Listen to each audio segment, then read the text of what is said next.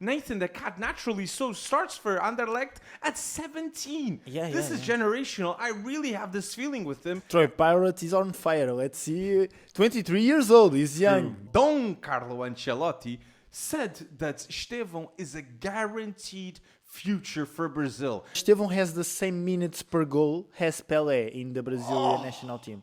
FC Wonderkid Podcast, episode 12, season 3, here with my great friend Felipe Souza. How are you doing, my guy? Very well, my friend, and you? How are you doing? I'm very excited because we just watched Portugal destroy Armenia. And now, people, it's no discussion. Best midfielders in the world, Pedri, Jude Bellingham, Vitinha, and João Neves. João Neves has to be in that top 5, so people respect more a player that we saw just scored a hat-trick for the Portuguese national team. And we remember watching João Neves play, and he was not a goal scorer. And he still is not a goal scorer. He's a complete midfielder, right, yes, Felipe? Very complete midfielder. Amazing performance. 3 goals, but that free kick goal was something special. Fantastic free kick. And João Neves is becoming more complete. Good at set pieces now.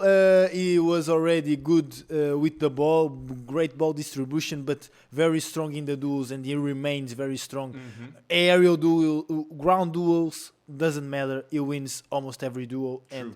And that's why he's very complete. Good on and off the ball. Completely, Felipe. So yes, this podcast, I'm really, really excited, and it's going to be fantastic. And we're going to talk about U17 World Cup, players that we think are impressing us a lot at the start of the season. And yes, topics like Ordóñez, that is now confirmed at Chelsea, and Kees Smit, that's who's going to sign Kees Smit? But talking about Kees Smit, thank you everyone that is supporting the FC Wonderkid podcast weekly, an episode about Wonderkids every week here with our podcast, and the comments on YouTube. Thank you everyone that is commenting, and we will be reacting to some comments in every podcast. And here in episode 12, we had the comments of Thiago that says, I would like to see Kees Smit go to Man United. We would also like Kees Smit to go to Man United, my friend.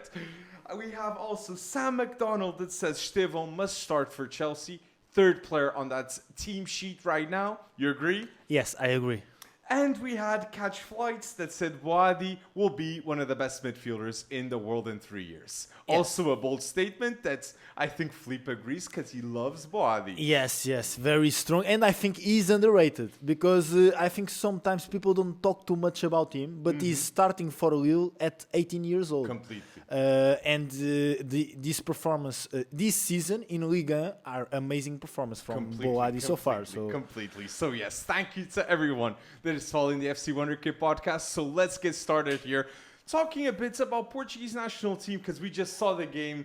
What are our expectations for the Portuguese national team since both of us are Portuguese and we see a player like João Neves just inspire us at the start of this match? Let's see what we can do in the World Cup. I'm very curious. It will depend a lot how Roberto Martinez handles and manages the team for the competition, because I think Portugal have a lot of talent, but I think maybe this talent cannot play together, all of them in the starting 11, because I think you have players like João Félix, Bernardo Silva, Bruno Fernandes, players that give a little bit of the same thing to the game, like similar rules. Yes. And these are players that explore more interior spaces. I felt that with João Félix and Bernardo Silva both playing at the same time. Pedro Neto and Rafael Leão were hugely missed in that match against Ireland. And I think pure wingers are needed in this Portuguese national team. At least one. Rafael Leão for me has to start for Portugal, in my opinion. But let's see how Roberto Martinez, because I think the names talk too loud, I think. And there's a meritocracy in the Portuguese national team currently, but I agree with what you said. And we got to be hopeful. Portuguese fans, Cristiano Ronaldo is a leader for our national team. First time he got a red card in his career. I'm not going to be bashing him and saying that we have less chances with Cristiano Ronaldo. But one thing's for sure, Gonçalo Ramos has to have a pivotal role in our national team if we're winning the World Cup. Naturally so, okay? Gonçalo Ramos is one of the best strikers under 24 in the world of football currently. He's mad impactful for PSG coming off the bench. And for us, we see he can be very impactful in goals and assists. So yes, I love what you said. And he doesn't start for PSG because they have Dembélé, Kvaratskhelia, Desiré Doué. I think Gonçalo Ramos should start for Portugal. And Gonçalo Ramos currently I'd say I still say Cristiano Ronaldo though. I think Gonçalo Ramos. But PSG, the historical stat, Gonçalo Ramos is the substitute with most goals ever in PSG history. And he hasn't been there so long. So I love the fact that he's found a new home in a PSG. And another thing too, we've noticed, and natural. Nuno Mendes is the best left back in the world. The distance from the first to the second best player is monumental to the second best left back in the world. That I do not know who it is, but the best left back is Nuno Mendes. And when Portugal doesn't play Nuno Mendes, we feel it massively. If we're winning this World Cup, that I 100% we're going to do so. Nuno Mendes, João Neves, Vitinha. I don't want to say Gonçalo Ramos, but they are the players that can make history for this national team. So yes, let's trust a lot more these players. And I wanted to talk here at the start because we just saw the Portugal match in which historical results. And naturally so, us Portuguese, we believe we're contenders to win the World Cup. I've never felt this way for Portugal going to a World Cup, but I see our midfield, João Neves and Vitinha. Who's better than them? And Bruno Fernandes. Difficult, very difficult. No midfield. If there's a midfield, it'll be the Spanish one. But I gotta trust our Zubimendi, own. Pedri. Yeah, let's see. But yes, let us know in the comment section your thoughts about the Portuguese national team here at the start. Just wanted to go bold with this. But yes, we have a World Cup taking place right now. The Under-17 World Cup, and we're very excited to talk about a lot of these names, and we're also excited because Portugal did beat Belgium. Belgium has a great team with phenomenal names, in which those names are Noah Fernandes. They had Jordi Mocchio that played the match, but he still couldn't stop Portugal, and Nathan De Cat that he could be a generational talent of the Belgium national team in the future. Nathan De Cat, right? True, for sure. And Nathan De Cat and Jordi Mocchio didn't play the group phase. They flight to Qatar to play against Portugal. And they lost against Portugal 2-1. But let me tell you something. Nathan De Cat, for me, was the best midfielder in that match. Because he's a gentleman in the midfield. He recovers a lot of balls. He handles so well in the duels time. He wins almost every duel. And he's also have a great ball distribution. So he's a very complete defensive midfielder. I'd say he's a rare type of midfielder, Nathan De Cat. You don't have a lot of players with that height and with that quality on ball. You do not see that. And off ball in terms of tackles, interceptions, reading the game, Nathan De Cat naturally so starts for Anderlecht at 17. This is generational. I really have this feeling with him, and I'm very, very hopeful that next season we're seeing Nathan De Cat playing in a top European team. Bayern Munich is trying to sign him, and Dortmund, no? Couldn't Dortmund get him? Let's see. I could see Dortmund also. I think when he heard the name Bayern Munich, I don't know. Everybody would feel that way, but we have to remind people that Tom Bischoff and Alexander Pavlovic both are at Bayern Munich. Maybe for Nathan De Cat, the best decision is to go to Dortmund. That Joe Bellingham is not impressing the Dortmund fans as of right now. Nathan De Cat, I am very hopeful he would immediately have an impact in the Bundesliga. That's a great comment because he has to think how his path of his career is going to. And importance, too. Very important. I think Nathan De Cat, maybe in Borussia Dortmund, he could get some very interesting minutes in the Bundesliga. And Duranville also made that decision. We've seen Belgian players made the decision to go to Borussia Dortmund. And let me tell you something. In Twitter this week, I received some hate because I said Nathan De Cat was the Belgian João Palhinha. And Which I people, disagree. We spoke on off. we spoke off, and I understand why I received that, because Nathan the Cat is very strong with the ball as well, great ball He's distribution. better than Palhinha on ball. That's why he's the under 18 midfielder with most long passes in the world this season. That's why. But when I said this, the Belgian João Palhinha, I was talking about how his body moves in the defensive moments. So how he's intelligent to anticipate the plays of the opponent and recovers the balls, how he's aggressive in the duels, how his body moves when he lost the ball.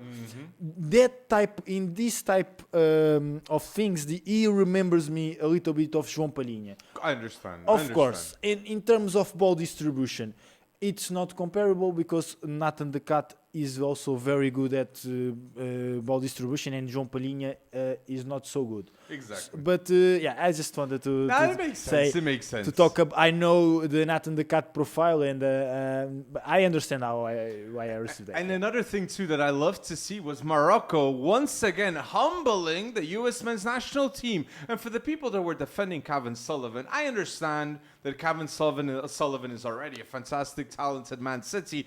But he did provoke the Moroccan players. And there's a lot of people that say, oh, Kevin Sullivan plays for Man City. Who do these Moroccans play for? They play for Toulouse. They play for a Getafe. They play for a Westerlo, maybe. They play for other teams, maybe not Man City. But these Moroccan players, they're going to be ballers one day, okay? Rest assured that. But in the last 2 years, Morocco versus U.S. men's national team in the youth categories, in the Olympics, we saw in 2024, Morocco beat them 4-0. Under 20 World Cup this year, Morocco beat them 3-1. And now in the Under 17 World Cup, Morocco once again beat them 2-1. Deservingly so. A lot of talent in this Moroccan national team. Abdella of Ajax is the biggest name you must know, and a striker you love, Belmokhtar, that you guys must be aware of these two talents. So Morocco proving to the world that they have great talents and humbling the U.S. men's national team. That happened, and it was deservingly so. And they eliminated the United States in this Under 17 World Cup because of Abdella Wazan. That made a clutch goal, insane goal. And that's why the United States was winning 1-0 at the 89th minute. And Wazan made that masterpiece of goal. And of course, in the penalties, I think that goal of Abdella was very tough for the United States. Cold moment, yeah. Yeah, mentally it was very tough, and in the penalties, Morocco won. So, but very well deserved, fantastic team. But seeing the Under 17 World Cup until now, we've watched a lot of those matches. I'm sure you've seen in detail. You said you watched Nova Caledonia, all the matches, and the goalkeeper must be a highlight. Who's going to win it? Could Portugal win the Under 17 World Cup? For sure. We beat Morocco. We beat Belgium. We didn't beat Japan. However, we can beat them if we face them again. And I'm very hopeful we're going to win this Under 17 World Cup. I hope so. I think Portugal is one of the main candidates to win it. I think Italy is a very tough team. Italy has the best player in the competition. Samuel Linas. I think I agree with you. I subscribe to that. I agree with you, Samuel Linas. We could see a final Portugal-Italy like we saw in the Under 17 Euros. I would love it. I don't know if in the brackets that's possible. It is possible. It is possible. So it's gonna happen. I think it's going to happen. But let's be careful with some national teams too. Brazil has a great national team. Playing France, true. France. I think France is going to lose to Brazil. They lost to Uganda. Uganda fans, we're watching you, and we have the striker James Boguere. I don't know if I'm saying it the right way, but Uganda is impressing us an awful lot, and beating France with James Boguere being pivotal. We're paying a lot more attention to you guys. And South Africa with Emil Witboy. He's giving me these vibes of being the new Benny McCarthy of this South African national team in the future.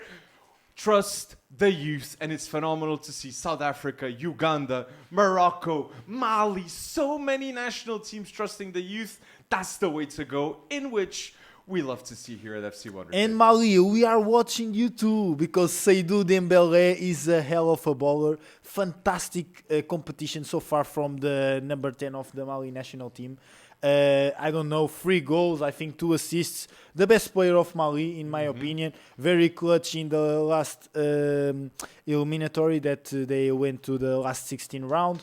And I think that's another player that we must know, because I think Seydou Dembélé will go to Europe in the next 1 or 2 years. So a name that you must know, for sure.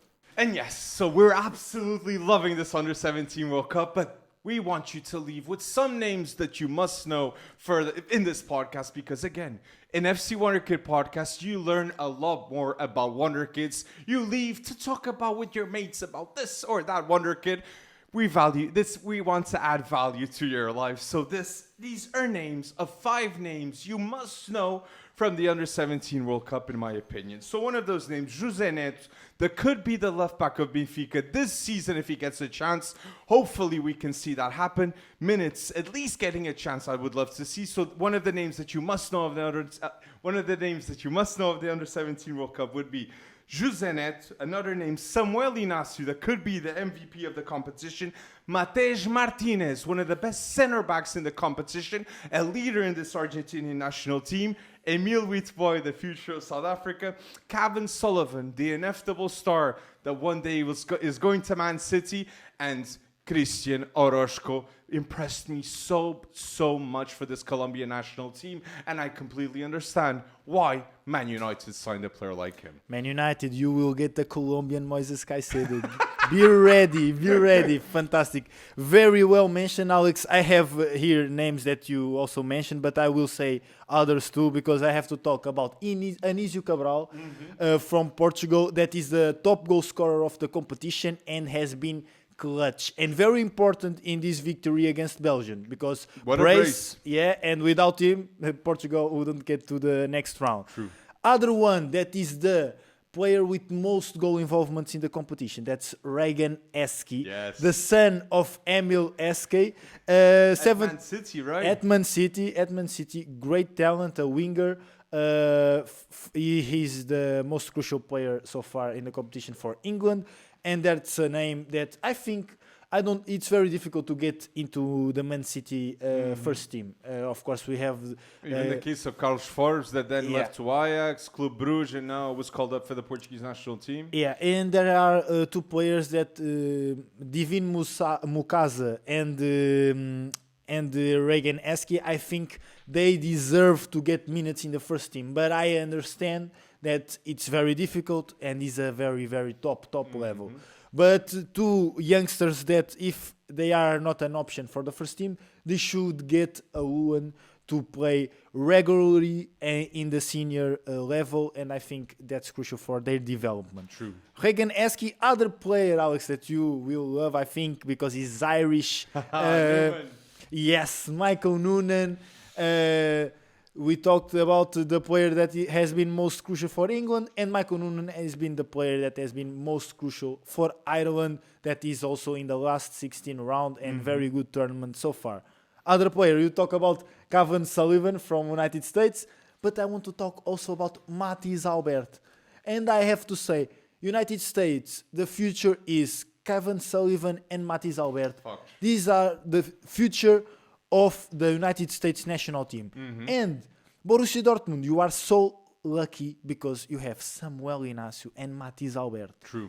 And please, if these guys don't get into the first team at least next season, Dortmund, you are failing us, because we need you to trust the youth, because these guys are elite Wonderkids with world-class potential, and I think Dortmund has so lucky to have both of them. So fantastic. And I love that you mentioned Anísio Cabral there. Anísio Cabral last season in the under-17s of Benfica, he had 26 goals in 33 games. I was going to say, ou seja. So he's a very prolific striker and very confident. And if he doesn't play, Tomás Soares can also play as striker, and he's another Benfica player that can add so much value. But this 2009 generation of Benfica in this Portugal under-17 team is special. Banjaki, José Neto, Rafael Quintas, Anísio Cabral, Gil Neves, Tomás Soares.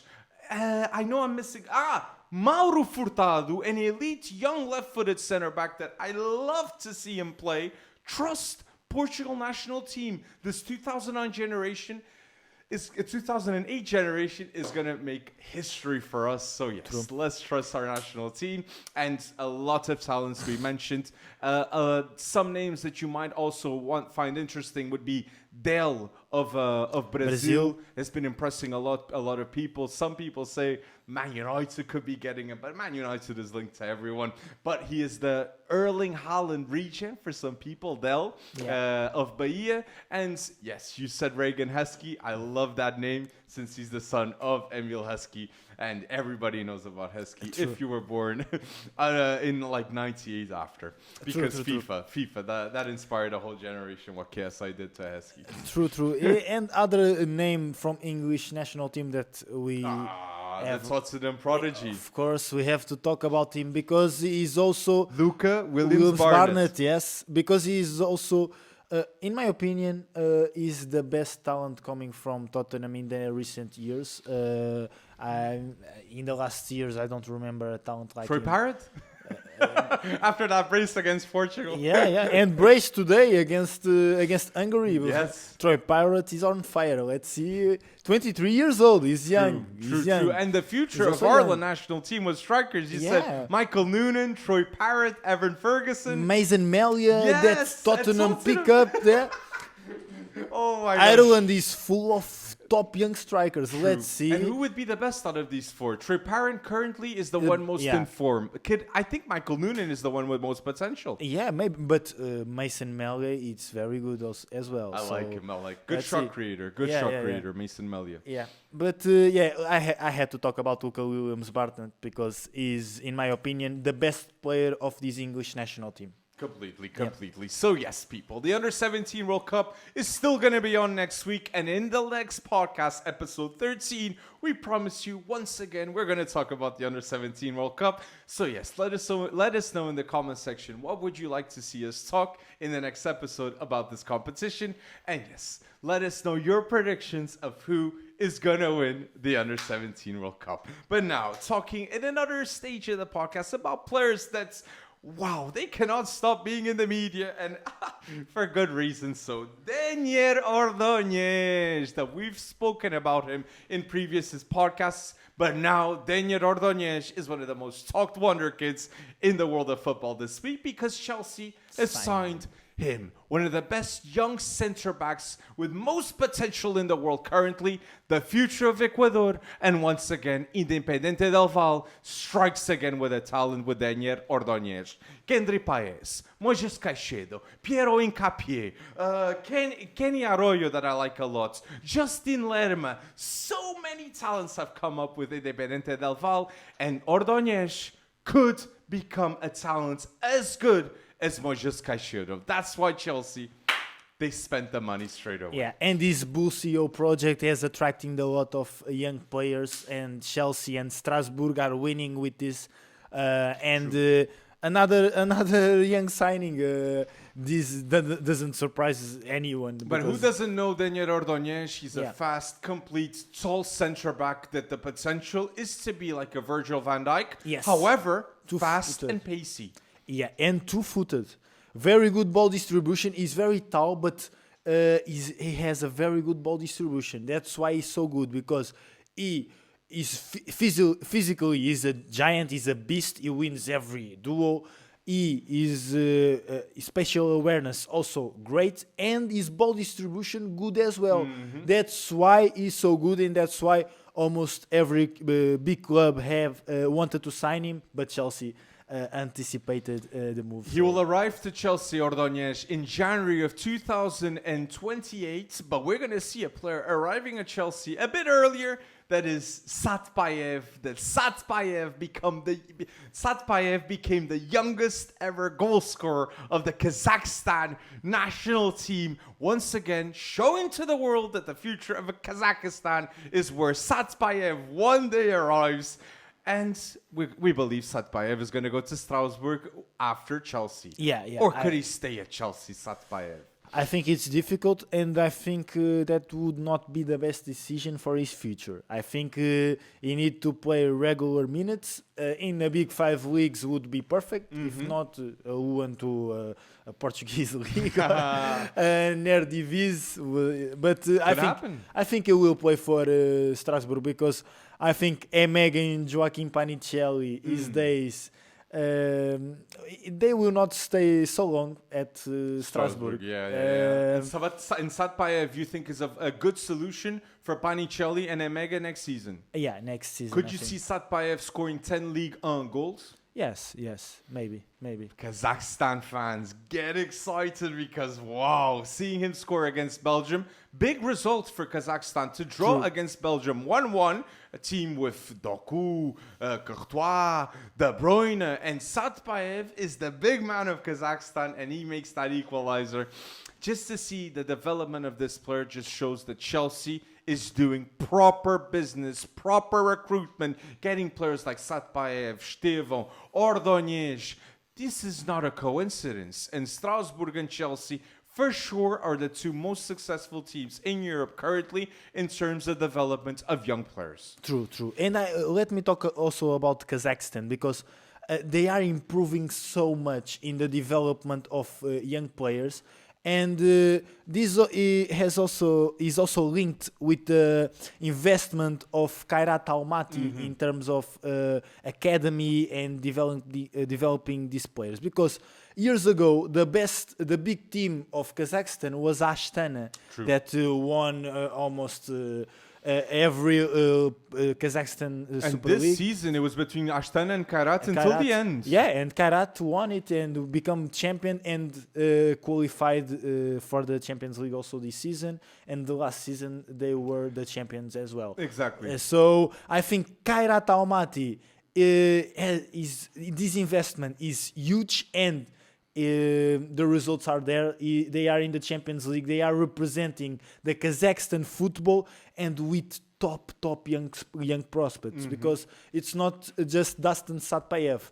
Talking about the young goalkeeper. Goalkeeper that was in the goal against Belgium was fantastic. He's 21 years old. 8 saves against Belgium. What a game. Yeah, and it was also the same goalkeeper that against, I think it was against Celtic, but I'm not sure, that he defend like 3 penalties in the penalty shootout, and that's why as well that Kairat Almaty is in the Champions League. So a word here for Kairat Almaty, for Kazakhstan. This is the way. Please keep going, because you are getting results, and in the future the results will be very a draw to Belgium, that is a big boy result. And yes, since we're talking here about Satpayev, Ordóñez, we're going to talk about Estevão. I also want to give a shout out to Jess Derry, that I watch this England national team in the academy level. I see Jess Derry playing next to Rúben, playing next to Max Dauman.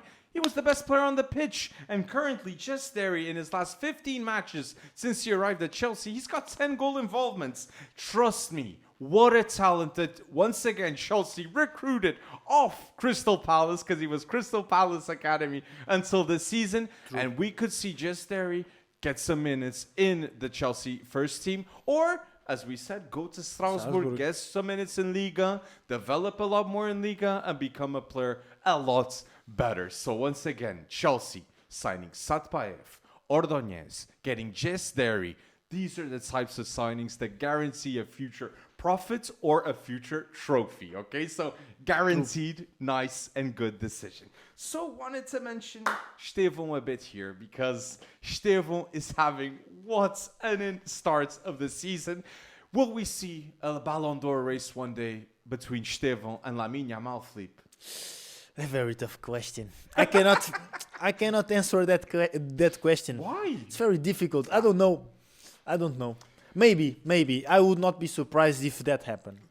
What I have to say, and why did I do this question? Because Mr. Ancelotti, Carlo Ancelotti, a savant of football, Don Carlo Ancelotti, said that Estevão is a guaranteed future for Brazil. And I watched that Brazil game against Senegal. They had Rodrigo, Vini, Matheus Cunha, and they had Estevão. That was the best player on the pitch, clearly. If Brazil is winning the World Cup, it's a big if, but they've won it 5 times. But if they're winning it a 6th time, it's with Estevão being the best player on that pitch and creating goals out of nothing. In terms of creation, he's better than Vini. He's better than Rodrigo. He might not be as efficient right now. He's 18. He's still getting to know live football, the different types of tactics football. But in terms of creating goals out of nothing, Estevão is superior. And that's why the brilliance of Willian Estevão, I really wanted to say here at the start of the podcast. And another stat to back what I'm saying,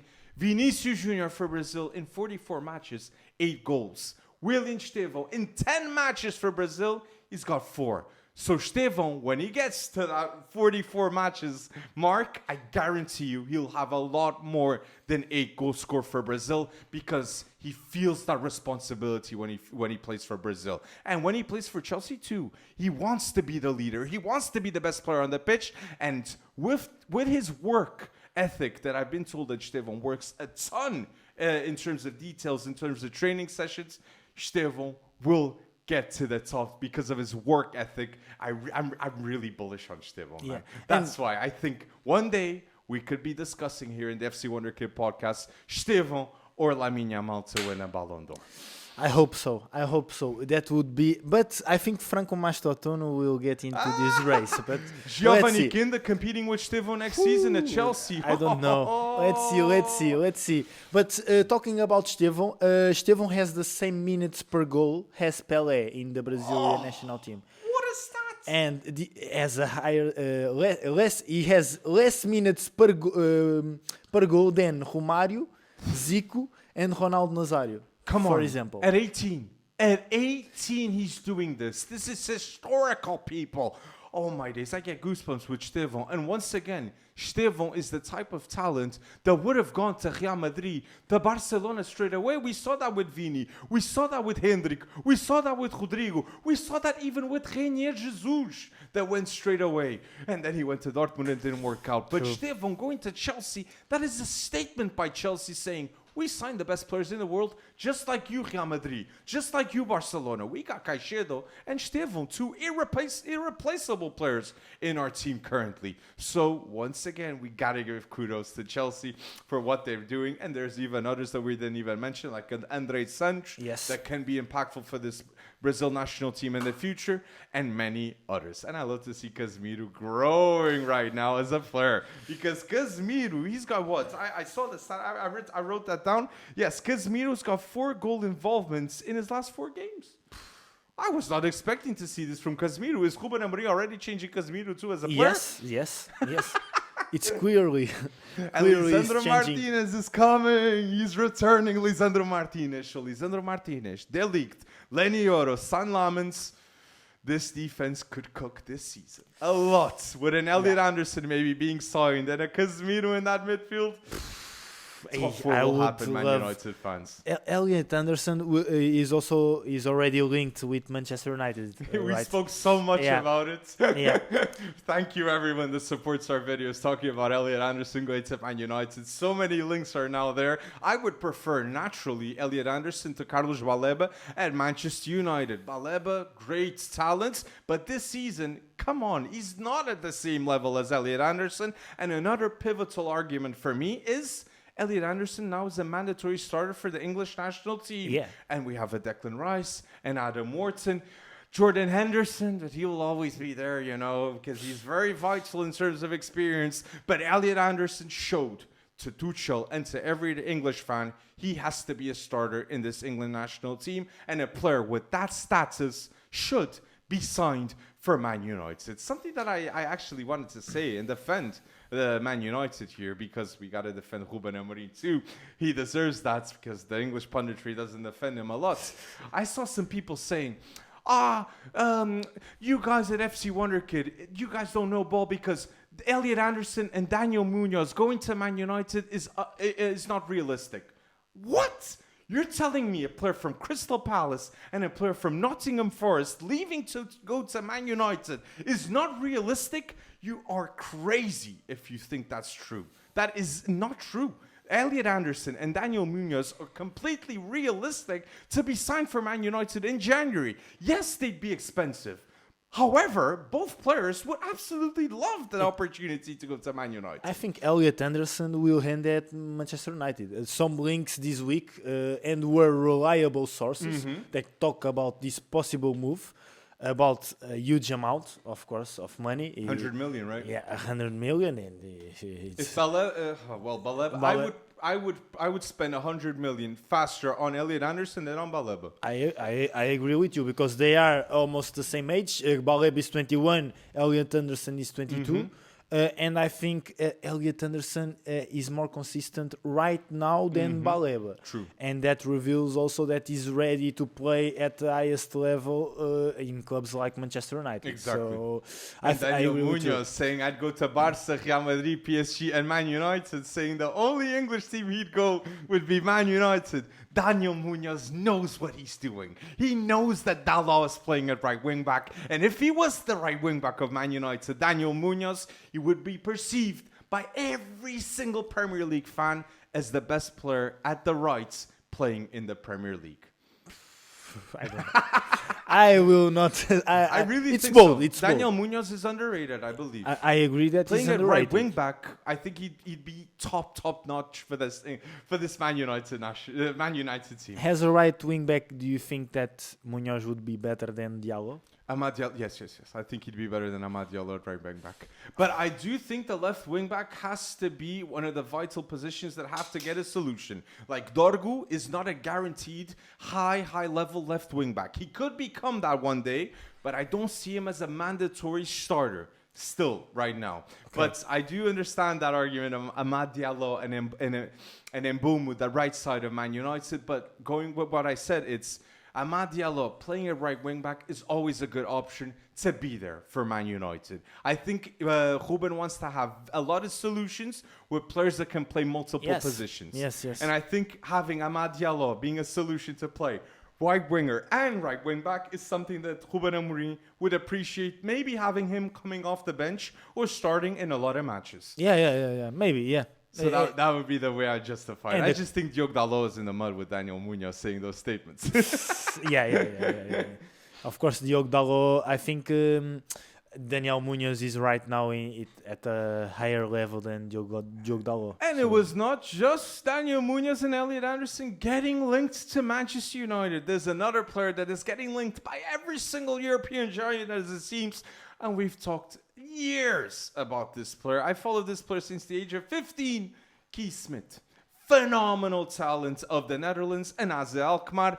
And I remember watching him in the youth league thinking, this guy is so good for his age. And now Kees Smit, naturally so, is linked to Man United, Newcastle, Real Madrid, Barcelona, Bayern Munich.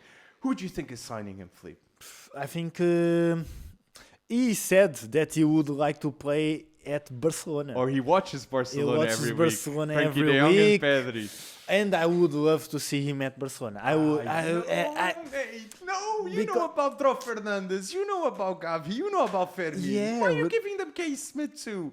I don't want them to have Kees Smit. Because I think I would like to Barcelona have a more option for the attacking midfield. You're feeding position. the beast, mate. You said Gilberto Mora to Barcelona. You say Kees Smit to Barcelona. I agree with you. The style of play of both those players fits Barcelona better than anywhere. But I just don't want to feed the beast, because mate. Where Kees Smit would play at Manchester United, in which position? He would play or in Mbeumo or Matheus Cunha. But that's not his natural position. He wants to be free in the midfield. He's a number 10 that... but I don't think Man United is the best for him. Yeah. You know where I think is the best place for Kees Smit?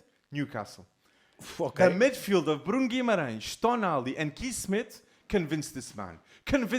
And we've seen Alexander Isaac going to Newcastle, changing his career. We've seen development done the right way at Newcastle. Kees Smit trust Newcastle, trust this project. And Eddie Howe, as a manager, I think he'd love to have a player like Kees Smit, and it would be the right move for a player like him. Not to go to a big team, but to go with a team that, if goes to the Champions League, it's not that surprising with Newcastle. Yeah, but do you think he's ready for the Premier League I think now? Newcastle, yes.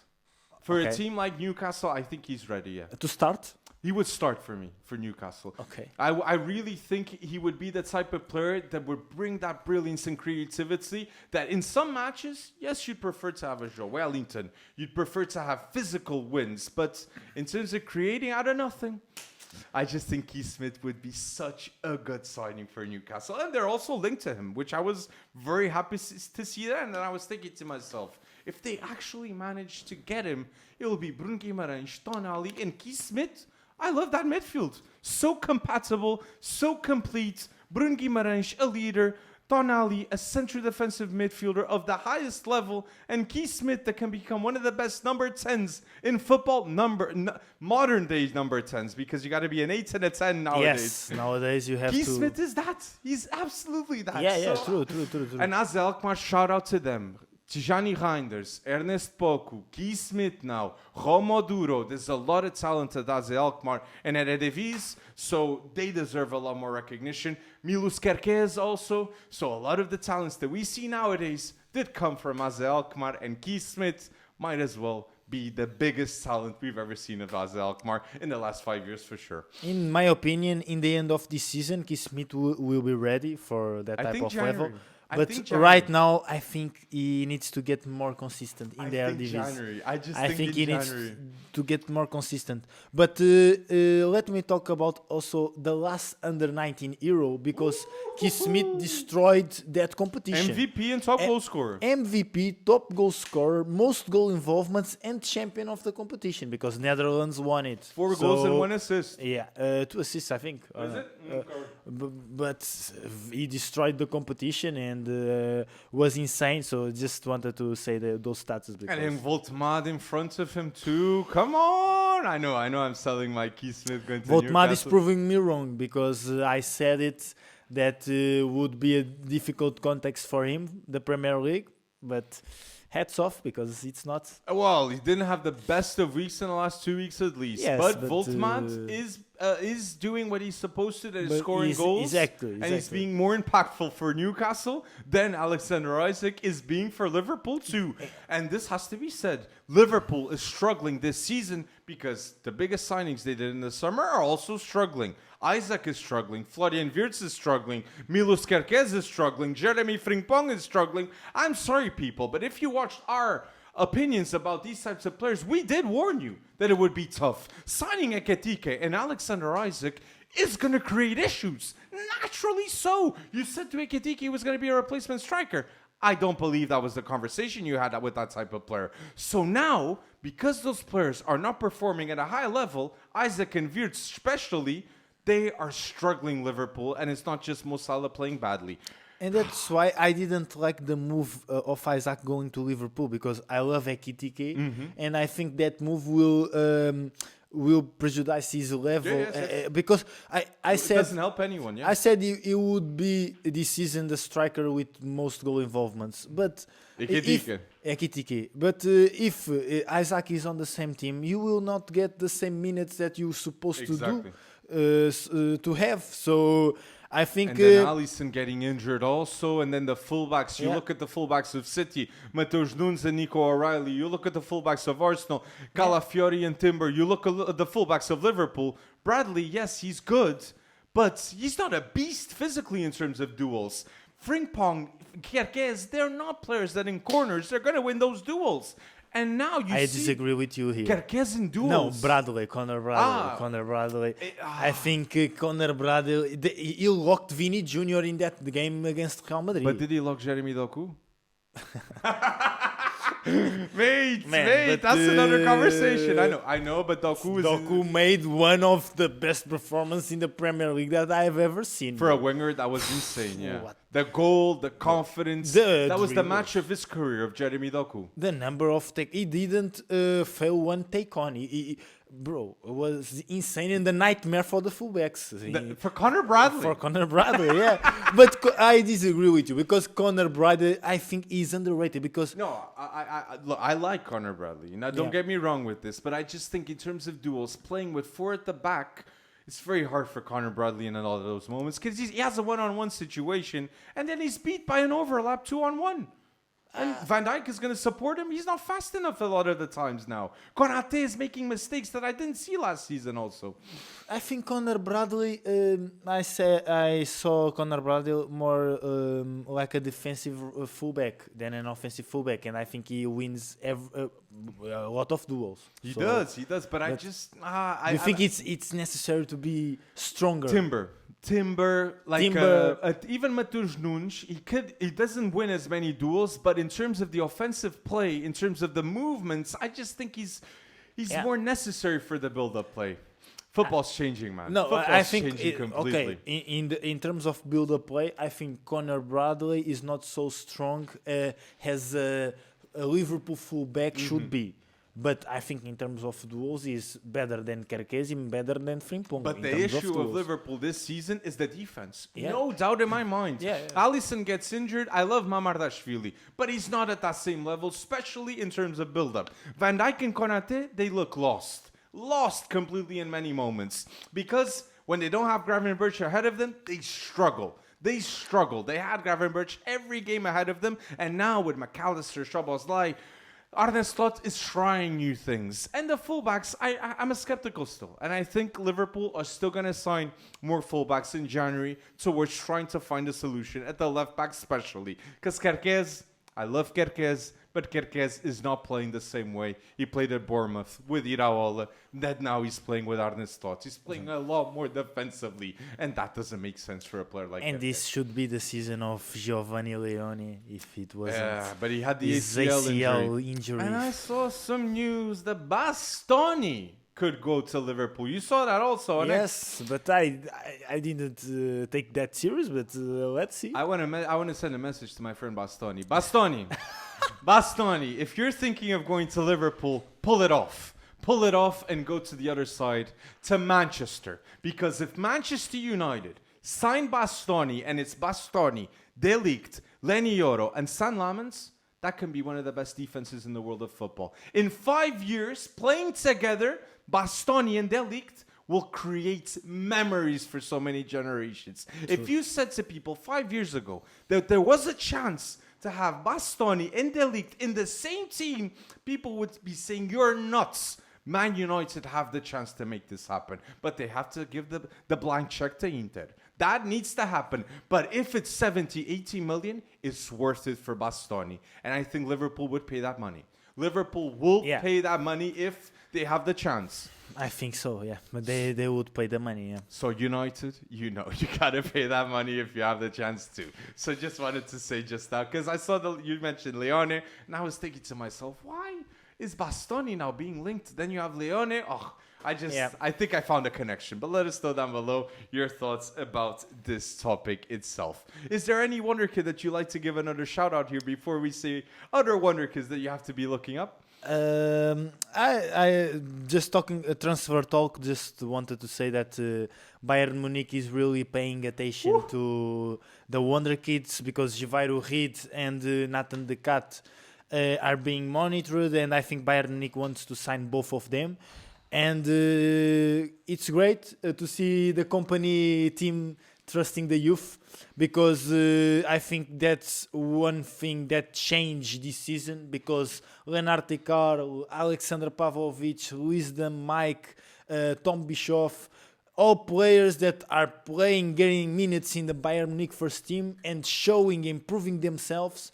And I think they are crucial for the Bayern Munich future. And they're maintaining that high level of winning the Bundesliga for sure. And in the Champions League, they're one of the contenders playing this youth. So yes, Leonard Karl, what a talent he is. And watching the under-21s of Euros absolutely destroy Malta, Tom Germany Bishop, under Tom 21. Bishop. Yeah. 1 hat-trick and 1 assist. Insane, bro.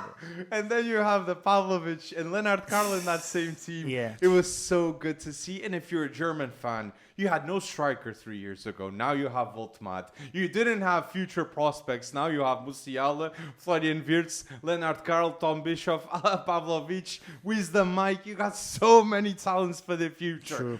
Play Leonard Carl for the World Cup, man. Give him that experience because Woltemade, Leonard Carl, Jamal Musiala, and Florian Wirtz, that is the future of Germany. I think Leonard Carl will go to the World Cup. Yes. I agree with you. It's Let's still see. a tough Let's conversation, but Nagelsmann knows the importance of a Leonard Carl going to the competition and having that valuable experience because in 4 years' time, Leonard Carl is 21 years old. And you'll have 2 World Cups under his belt by then. So yes, 17 people, years. let us know down below comments that you'd like to see in the podcast episode 13. We will listen, as you can see, and mention you in the podcast episode. And if you're listening on Spotify, Apple Podcasts, put the notification bell. 5 stars on Spotify is a huge help for us here in the podcast. Now, the last topic here. 11 of Wonderkids that are impressing us a lot this season. I'm gonna start here with my defense, Philippe, and then you can say your defense, and then we'll talk, and then go to the midfield and the attack. So 11 of Wonderkids. 11 of Wonderkids that are impressing me a lot this season. My goalkeeper, Dennis Simon, left back.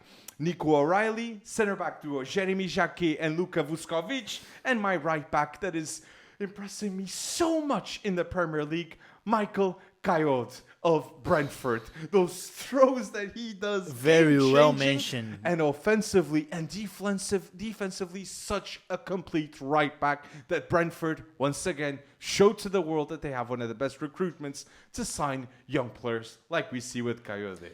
Yeah, very well mentioned, Alex. I have 2 in common with you. Vuskovic and Jacquet. No, Vuskovic and Nico O'Reilly. I have both of them, but I have also 2 Man United loanies. So I have Radek Vitek, goalkeeper, that is loan to Burnley. And you have a left. Burnley. Sorry. Yes. And that is really good, and he has, I think, 6 clean sheets in the championship. And I saw some of the games, and he really impressed me. And the other one that is balling at Sheffield Wednesday is Ari Mas, from 18 years old. He played with right Rúben back. Amorim. Yeah, true. And I think next season, let's see. I believe in if this he kid. can be an option for Man United or not. Because Technically, he's very strong. Harry Amas. And I think I saw the last game, I think, against Watford. He Yes. scored a goal. And I saw him play, and I thought for me, because I think he developed so much since the beginning of the season, because I think he's more mature in the defensive moments. In the offensive moments, he's more confident. True. And that's why Luans are so important, because most of them are win-win situations, because teams like Sheffield Wednesday can have a player like Ari Mas, and players like Ari Mas could get to the higher level because of these regular times at the senior level. So Look at the example of Amad Diallo. Yeah. He goes to Sunderland, he proves himself at Sunderland, and then says to Man United, play me, man. Play me. Give me a chance, Man United. True. And Rúben Amorim, he watched out, and Yeah. for sure watched those matches in the stadium of light of Amad Diallo, For just like sure. he's for sure watching the matches of Harry Amas at Sheffield Wednesday, that also is having a tough time in the championship. They were deducted a lot of points, so they are fighting not to be relegated. And Harry Amas is in a difficult context. Some players would go down. Wonderkids, they would say, no, this is not the right context. I'm a better player than this. No, he's embracing it, Harry Amas, and saying, I can be a player that can change the course of this team, so I might as well just take on this opportunity. because I think he's so mature that he knows that this is the best for his development. Exactly. I think that's why he doesn't let this difficult context let him down. And I'm not used to seeing Man United players with that type of mentality from the academy. Ravel Morrison, if he had that mentality, imagine what he would have become. Yeah. Brandon Williams, imagine what he would have become maybe at left back too. But I don't know if you said, but I just wanted to give this special shout out to the goalkeeper that I mentioned, Deinner Simon. If you do not know about this goalkeeper, he's impressing me so much at Paderborn that is currently the leaders of the second Bundesliga, and he's the starter of the under-21 German national team. We talk about Mike Binders, Restes, obviously world-class potential goalkeepers. Deinner Simon is another name that you guys that play Football Manager and follow young Wonderkids, please trust me with this. This goalkeeper could be the future of Germany in goal. Deinner Simon on loan from Stuttgart. Another one from Stuttgart. Cam Andres, Angelo Steeler, so many at Stuttgart. Bilal Canus, and Deinner Simon will be in there next season too. Insane. And the other players, I said I have Nico O'Reilly at left back, Luka Vuskovic, Area Mas right back, Radek Vitek goalkeeper, and the other centre back that I have is one from La Fábrica, Jacobo Ramon, that is impressing me a lot at Como, and it's so good to see so young players developing so much with Cesc Fabregas. It's not just Nico Paz, it's Perone, Asandiao, Jacobo Ramon. True, and Jayden Adai, I think, Dutch winger. And I think Como with such a great context for these young players. They have a manager that trusts in them, and they are playing in a Serie A level, good level, True. and playing like a big team. True. So I think that's very important and a great club for young players to play. And just wanted to say, Jeremy Jacquet plays with Lenioro in the under-21s of France. Come on, Man United. We saw a man here saying Mohamed Kader Meite had to go to Man United, and now I see links saying that Man United did scout a Kader Meite against Paris FC. We might as well also say Jeremy Jacquet could also go to Manchester United and be a starter next to Lenioro in the league if it happens. Yeah. Okay, so, and he would cost like 30-40 million. Elite option. Rennes, that have Joey Cissé, Mohamed Kader Meite, and also Jeremy Jacquet, like I mentioned. So pay attention to Rennes. That Ballon d'Or winner came from Stade Rennes. I was going to say Karamoko Dembele. Oh my days. Ousmane Dembele. But the streets won't forget Karamoko Dembele, Wonderkid at Celtic back in the day. And the Golden Boy went from Stade Rennes as well. Yes, so Stade Rennes is responsible for the current Golden Boy and the current Ballon d'Or. So you might as well watch Mohamed Kader Meite and see Jeremy Jacquet, understand the hype, because these are two elite talents. Now, midfield of Wonderkids are impressing me a lot this season. I have Valentin Barco, Mr. Consistency, and consistently mentioned in the FC Wonderkid podcast. I got Victor Froholt, that is the best midfielder in the Portuguese league this season. And you're gonna be surprised. I got Arda Güler too, because Arda Güler is in fact one of the best midfielders in La Liga, and he's been impressing me a lot this season because I was not expecting him being so important for Real Madrid this start of the season. Now you're gonna say I told you so. If you have Arda Güler, I have to say I have Nico Paz. I have Nico Paz because this start of season of Como, I think he's impressing me a lot. So. But if you listen to the podcast, you know I prefer Nico Paz. And I prefer Arda Güler. So. But we both think Franco Mastatuono in 2-3 years' time holds more potential than Nico Paz. Yeah, and Arda Güler. So respect these three players that could be playing at Real Madrid together, man. Real Madrid is so lucky, man. And I have a very offensive midfield here in this 11 because I have Victor Froholt as well. Okay. Nico Paz, and the other player is Konstantinos Karetsas. That is evolved in at least one goal in the last 5 games. 4 goals, 1 assist. 4 goals, 1 assist. One goal. I watched him against Scotland all my days. 1 goal against Scotland, 2 assists against Braga in the Europa League. I also watched that game. Yeah. And 2 assists in the last 2 games of the Belgian Pro League as well. Karetsas is the type of player that you guys must know. And it's Mozakitis too of Greece. Yeah. This Greek national team with Mozakitis, Kostolas, Charalampos Kostolas, Zolic. And Carreras, oh my days, okay? They could win a Euros for this Greek national team one day. Turkey gets a lot of attention with Arda Güler and Kanyanyildis. But Greece with Mosakitis, Kostolas, and Carreras, pay attention to them. Pay attention to them. Golden generation from Greece. Exactly. Golden generation. Remember Katsuranis, Karagounis when they were here? But we were still kids. We were like 4 or 5 years old when they were here at Benfica. And Konstantinos Carreras made all the way in the youth level at the Belgian national teams. So and replaced two, Bilal El Kanous. Yes. That then went to Leicester, and now from Leicester went to Stuttgart, and he's going to be a starter for the Moroccan national team. But Greece picked up Carreras, that was from Belgium national teams, and very great decision from Greece that said, listen, Carreras, we have a place here in the senior national team as a starter. Exactly. And Konstantinos Carreras didn't think twice. No chance to Belgium. And no chance to Belgium. No chance. And the right call, too, from Carreras.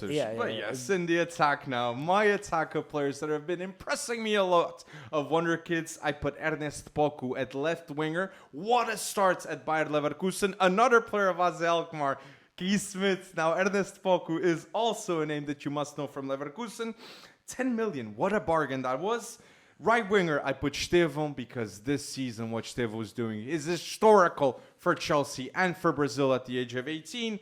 And my striker is a player that I was a bit skeptical because AC Milan didn't trust him, but now he's making them regret the decision. Francesco Camarda, that is a prolific striker at Lecce, and seeing him in the under-17 Euros, destroying Portugal, he could become one of the best strikers in the world of football, Francesco Camarda. So, Estevão, Francesco Camarda, Ernest Poku, that is my attack. Yeah, great attack, Alex. And my attack is Leonard Caro. Of course, because well mentioned. We said it in the last episodes. We knew that Leonard Caro was a top Wonderkid, but we didn't expect this immediate impact in the Bayern first team. Exactly. It's insane, and he is impressing me a lot because I didn't expect this season to get what he have done so far. Very fast. So it's one winger, and the other winger is Yan Diomande from Leipzig, 18 years old, the most crucial player so far for Leipzig this season, with Romulo and Johan Bakayoko as well, but Bogartner also having a good Bogartner start. as well, but Yan Diomande, 18 years old, the impact that he has in a top team in Bundesliga. And for the Ivory Coast also. For the Ivory Coast. He's a starter. Yes. Or should be viewed as a So, starter. two wingers of the Ivory Coast national team, Yan Diomande and Amad Diallo. So, very interesting, and let's see what they can do in the World Cup. Very well mentioned. And who's your striker? Francolino Ju, of course. I, in my opinion, is one of the best young strikers so far this season. Could Francolino Ju go to the Premier League to a mid-table team? Yeah. From Michelin to a mid-table team in the Premier League? I think he's ready right now. There are 2-3 players in that Michelin team that I think they are ready. Francolino Ju, Dario Osorio, and Ousmane Diaw. And Aral Simzir, we got a lot of comments saying you Aral guys Simzir, need to mention him also. Understandably so, but we do think Ousmane Diaw could play in the Portuguese league immediately in the top 3 teams.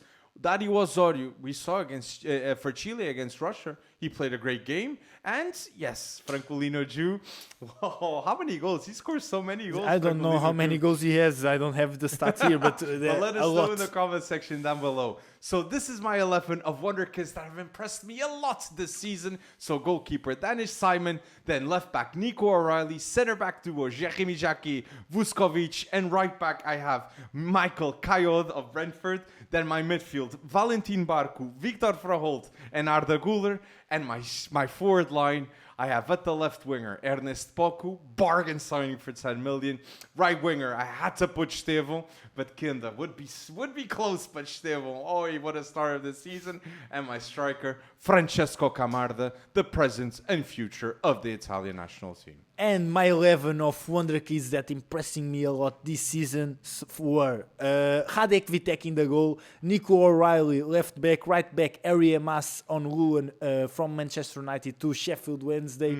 Then Jacobo Ramon, La Fábrica made centre back. Then, of course, Luka Vuskovic, one of the best centre backs so far this season. Insane. And that's why he's now a starter at the Croatian national team at the age of 18. Fuck. Then Victor Froholt, Nico Paz, Constantino Caretsas, and in the attack I have Leonard Carl, Jan Diomande, and Francolino Ju. Talk about a creative midfielder. Talk about a creative midfielder. Very offensive starting 11, but yeah. No, but when I see that 11, I think that's an 11 of players that you guys must know and must follow. If you do not know any player that Philippe just said, look him up, see him on YouTube, and you'll understand the hype completely. Some topics that I wanted to say here at the end of the podcast. What did you think of the decision of Álvaro Carreras not being called up for the Spanish national team? Disgrace of decision, in my opinion. Luis de la Fuente comedy. in the mud. Like Barcelona, what they did saying Lamine Yamal is not going to the national team. That's quite a bold statement by Barcelona, because they saw what happened with Gavi getting injured. They saw what they did to Pedri, playing Olympics, playing Euros, playing more matches than he should have. They're saying Lamine Yamal, that's not going to happen to him, my guys. This is not going to happen. Luis de la Fuente, they just got owned by Barcelona. Yeah, he got owned by Barcelona. I think he deserves, to be honest, not call up Carreras. He deserves to be owned by FC Barcelona, but... and also England. I wanted to ask you too about England, because it is a shambolic decision, Álvaro Carreras not being called up. We completely agree, but this is not talked a lot. We live here in Portugal, and we don't see a lot of talk about this with England. England's got 7 games, 7 wins, 0 goals conceded with Thomas Tuchel. Could we see it coming home in the next World Cup with England, with Thomas Tuchel? Maybe. It could happen, but let me tell you one thing. Roberto Martinez as well made a similar qualification with Belgium. And then when the time comes in the World Cup, the quarterfinals, the semi-finals games, Spain, tough Portugal, matches, France. These are very different matches than the ones that are played in the qualifiers. So what you're saying to me is, yes, England beat Serbia, but we still have doubts if England can beat France, Spain, Portugal. True. Yeah, I think in the moment of the World Cup, those games that are tough games, quarterfinals, semifinals, that you have one game that you could be out or could you be to the next round, it's a very different context. True. But England, of course, is one of the best national teams in the world. Exactly. They are contenders to win the World Cup. But I think I love Thomas Tuchel. I think he's a great manager. But I cannot say that based on the results in the qualifiers, because the level of the opponents is not the same as it's going to be in the World Cup at tough times. Yeah. That's a good explanation. But my last question with England, it was a big topic in England. It was Tuchel stated that you cannot play Phil Foden, Jude Bellingham, and Harry Kane at the same time. Do you agree with the statement? He said Harry Kane. Jude Bellingham, Phil Foden, and Harry Kane. I understand why Jude Bellingham and Phil Foden, because Harry Kane goes a lot to those spaces too. Yeah, maybe. That's why he said Kane, because Kane feels comfortable in the spaces where Jude Bellingham and Foden position themselves. But I think Jude Bellingham can play as a number 8, for example. He doesn't say that. He says he's an attacking midfielder. I don't agree, Mr. Tuchel. I don't agree. And Xabi Alonso but do not. For England, I agree with him. And I do think there's another thing that England fans, they have to be reminded, and I think they know also. It's Phil Foden in 45 matches for England. We're not talking here about a player that's have mad goal involvements for England. Phil Foden for Man City is one thing. Phil Foden for England is another. That's factual. And he's played a lot out of position. I agree with that statement. But he's got 4 goals. Yeah. 4 goals in 45 matches. If we compare a João Felix for Portugal and a Phil Foden for England, I'm picking João Felix of Portugal. And I do not think this is bias. I simply think that the England national team doesn't play for Phil Foden. And honestly, the number 10 for me should be Jude Bellingham. It should be Elliot Anderson, Declan Rice, and that number 10 should be Jude Bellingham. I really think that should be the case. And coming off the bench, Phil Foden should be one of the first names coming up. And but Cole not Palmer, a starter Cole for Palmer, me. My friend. Cole Palmer's like, how can you fit all these Of course, players? And even that, if we put a start bench sell, Jude Bellingham, Phil Foden, Cole Palmer, I am selling 100% Phil Foden. 100% I'm selling that man. You cannot. What? You think you'd put him ahead of Jude Bellingham and Cole Palmer? I don't want to play that game. I don't know. I'm in big trouble. But that's why it's so difficult, these national teams, because you have how many options England has for the number 10 position. It shouldn't be difficult to pick Cole Palmer and Jude Bellingham ahead of Foden right now.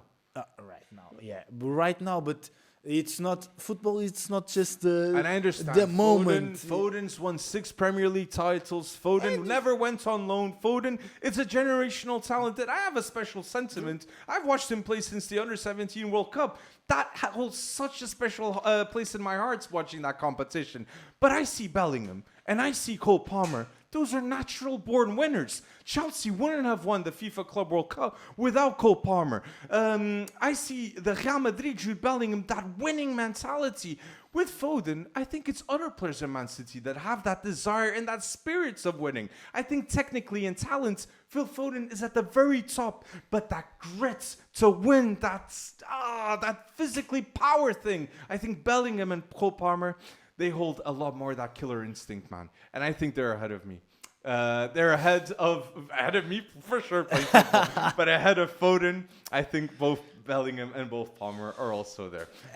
But you gave me the if I speak I'm big trouble type moment. Yeah. But I don't want to, because if Phil Foden make a fantastic second half of season, maybe you arrive to the World Cup. Oh, he will do that. He will. I believe he will do that because he now has a Jeremy Doku helping him and Nico O'Reilly. A much better context than Man City.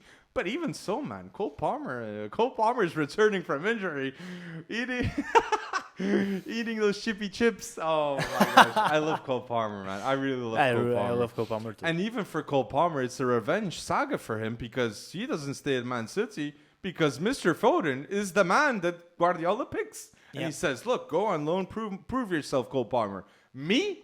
On loan? No, if you're not playing me, I'm being sold. That's what I see. Cole Palmer, I see too much confidence, man, which is fantastic. And with Foden, in certain moments, I would love to see that sort of confidence too. But that's my opinion about these 3 players. Any last topic you'd like to mention here at the end? No. João Neves inspiring us? Yeah, but we have already talked about João Neves. Fantastic game against Armenia. And, we can do here. Let me do here. I want to test you out, mate. I want to test you out. Man United next 5 fixtures. Let's do here a prediction here. Okay. Everton at home. Win. Crystal Palace away. Draw. West Ham home. Win. Wolves away. Win. Bournemouth at home. Lost. Semenyo's not playing the same way. Look, the United Strand, if this happens, will not get his hair cut. I believe there could be 5 wins here, mate. If Man United beats a Crystal Palace away and a Bournemouth at home, that's a big, big statement. And if Man United beats Everton, Crystal Palace, West Ham, Wolves, Bournemouth in the next 5 fixtures, mate, it's no more a doubt that Man United is finishing top 4. In my opinion, trust Rúben Amorim, and once again establishes the argument of pay in January for big signings for Man United to guarantee this future happening because there's no European competitions. So you might as well focus in landing those Champions League spots. But yes, let us know in the comment section down below something that you would like to see in episode 13. If you're listening until now, a like in this episode on YouTube is a huge help. 5 stars on Spotify and subscribing on Apple Podcasts, Spotify, and YouTube. But yes, thank you to everyone that is going bold with us on a weekly basis. And thank you, Fleet, for going bold here with us another week. Thank you, Alex. Thank you. And João Neves is one of the best midfielders in the world.